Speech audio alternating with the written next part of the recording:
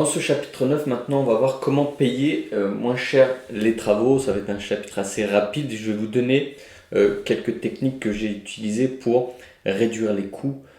Parce que toujours pareil, il faut payer moins cher vos investissements pour pouvoir faire la différence et dégager du cash flow positif. Si vous êtes bricoleur, c'est encore mieux. Et si vous avez du temps, c'est encore mieux. Comme ça, vous pourrez le faire vous-même et acheter seulement les matériaux.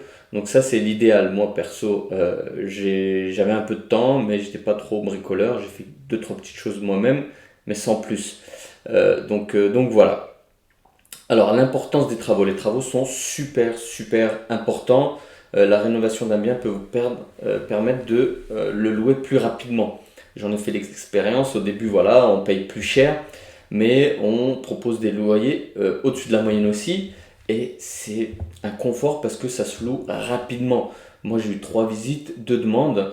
Et voilà, c'était un plaisir de pouvoir choisir son locataire. Et en plus, j'ai choisi la personne à laquelle j'imaginais, en l'occurrence, une personne seule à la retraite et qui, pour moi, va rester longtemps dans le bien. Comme ça, je suis tranquille et que c'est un investissement le plus passif possible dans lequel je consacre le moins de temps possible. Donc avec des travaux de qualité, vous pourrez augmenter le loyer, c'est ce que je viens de vous dire, par rapport aux concurrents, et ainsi amortir plus vite. Donc exemple de mes appartements. Donc quand je dis amortir plus vite, c'est aussi avoir du cash flow positif plus élevé que la moyenne. Les produits de qualité vont créer un effet de coup de cœur. Voilà. Parce que dans le domaine de l'immobilier, l'émotion est souvent présente, et donc il faut essayer de créer ce coup de cœur là.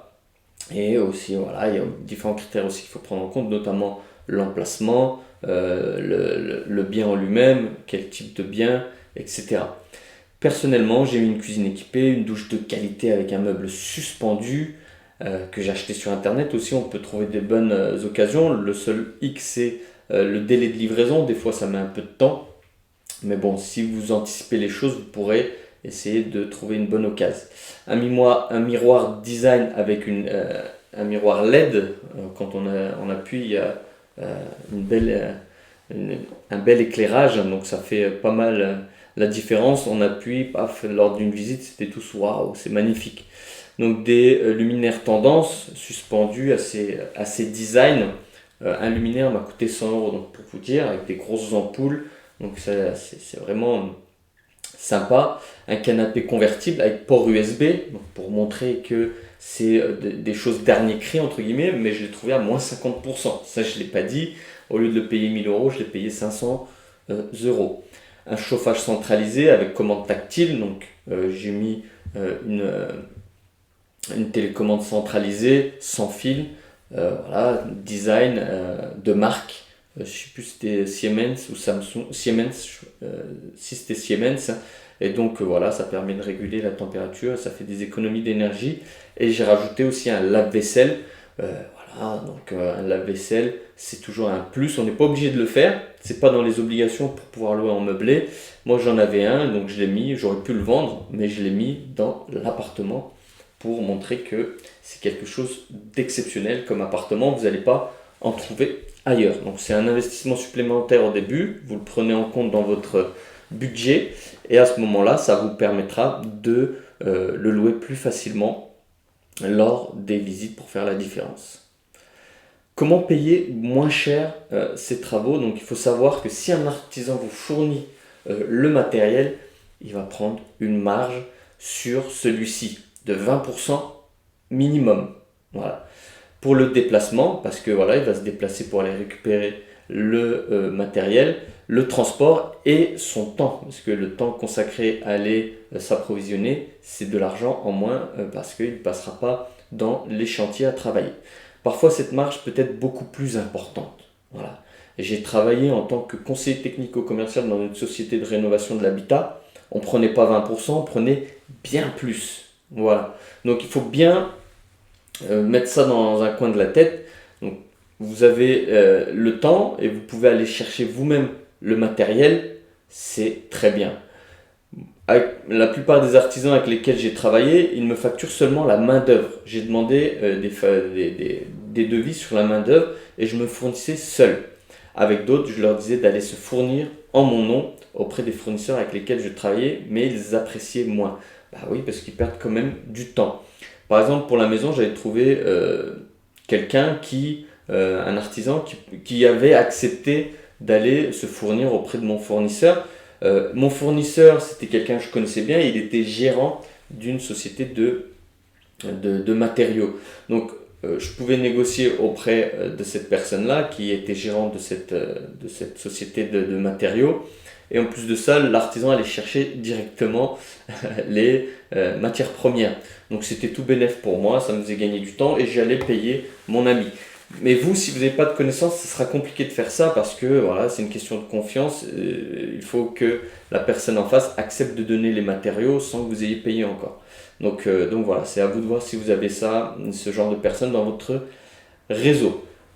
Si vous avez la possibilité de vous fournir vous-même, faites-le, ça va vous faire au minimum 20% d'économie par rapport à si vous faites confiance à votre artisan et qu'il se fournit pour vous, il va prendre une marge dessus et c'est tout à fait normal parce qu'il se déplace, il donne de son temps.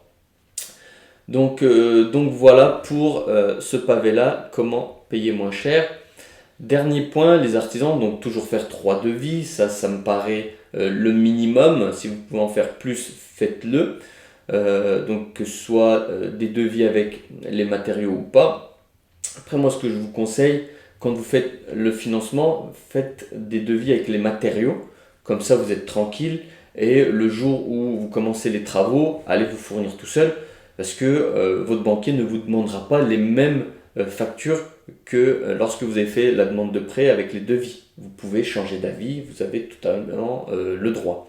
Donc faites des devis lors de la constitution du dossier de financement auprès d'un artisan, peu importe qu'il soit gonflé ou pas, mais moi je vous conseillerais de mettre des devis un peu gonflés entre guillemets pour avoir une marge de manœuvre. Mieux vaut être prévoyant, avoir une enveloppe de travaux élevée de manière à ce que s'il y a un imprévu, vous puissiez y faire face grâce à cette enveloppe-là. Si vous n'avez pas prévu assez d'argent pour les travaux, si vous avez un imprévu, il faudra soit refaire un crédit ou soit sortir de l'argent de votre poche et là ça peut être compliqué. Donc l'idéal pour assurer votre tranquillité, c'est de trouver un artisan multicasquette. Cela vous permettra de mieux négocier et surtout d'être serein. En effet, le plus dur quand vous prenez plusieurs artisans, c'est de coordonner les travaux pour que ça avance vite. Surtout pour une construction neuve, que les artisans soient d'accord les uns avec les autres, des fois c'est compliqué. Il faut qu'il y ait une harmonie, une coordination qui soit des mieux possibles pour que ça avance vite et que ça avance bien. Donc pour cela, l'approvisionnement des matières premières en fait partie. Des fois il y a des imprévus et j'en ai eu, comme par exemple tout au début le terrassement qui a été mal fait, 1 mètre de décalage par rapport à ce qui a été convenu, les parpaings qui sont arrivés de la mauvaise dimension, j'ai demandé des parpaings de 25, j'ai reçu des parpaings de 20. Il y a toujours des imprévus. La charpente, il me manquait quelques coupes, donc il a dû faire avec parce que c'était pas pendant les fêtes, les vacances d'été, donc le fournisseur n'était pas là. Bref, vous aurez des imprévus, donc il faut essayer de coordonner tout ça au mieux de manière à ce que ça aille rapidement. Donc pour l'appartement, j'ai choisi un artisan qui a géré l'électricité, le placo, la plomberie et la peinture. Voilà, j'ai pas fait comme pour la maison. La maison, j'ai pris des gens multicasquettes, mais pas assez à mes yeux. J'ai pris un maçon qui a fait la couverture aussi, qui m'a fait différentes choses. Mais le reste, c'était par corps de métier. Après, tout faire, c'est rien faire. Mais bon, si vous avez 3 artisans, c'est déjà l'idéal pour pouvoir les faire en toute harmonie pour qu'ils puissent s'entendre.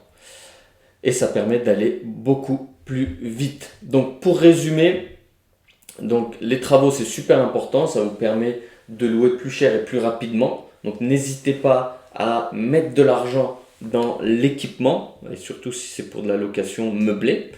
Donc si vous pouvez vous fournir seul, faites-le. Donc il faudra demander à l'artisan ce qu'il a besoin. Des fois, il ne pense pas à tout, donc il faudrait que vous soyez disponible pour le fournir. Donc ça, c'est une question de temps aussi. Si votre artisan accepte et que vous avez des connaissances dans tout ce qui est fournisseur de matériaux, Point P, Doras, chaussons matériaux, etc. Ça, je ne sais pas ce qu'il y a près de chez vous, mais si la personne qui travaille là-dedans vous fait confiance, vous pourrez dire à votre artisan, va te fournir et moi, j'irai payer. C'est une relation de confiance parce que votre artisan aussi, il ne faut pas qu'il prenne plus qu'il n'a besoin pour ses autres chantiers. Vous voyez ce que je veux dire? Donc c'est vraiment, vraiment une relation de confiance.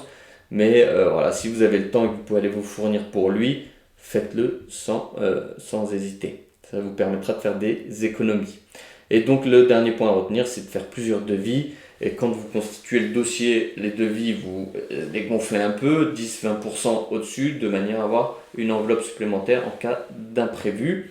Et voilà, essayez d'avoir un artisan multicasquette pour faciliter les choses, pour qu'ils se mettent d'accord les uns avec les autres. Des fois, parfois, c'est compliqué. Voilà. Donc voilà pour ce pavé, comment payer moins cher les travaux. Donc le module, la formation TD Immobilier est terminée. Pareil, vous aurez un quiz qu'il faudra valider pour passer à la suite. Donc j'espère qu'il vous a plu et je vous dis à très vite pour la prochaine formation qui sera TD SCI, parce que c'est toujours bon de savoir comment fonctionne une SCI, quels sont ses avantages, ses inconvénients. On entend beaucoup de choses. Et donc moi, je vais vous donner toutes les clés pour pouvoir comprendre le fonctionnement d'une SCI.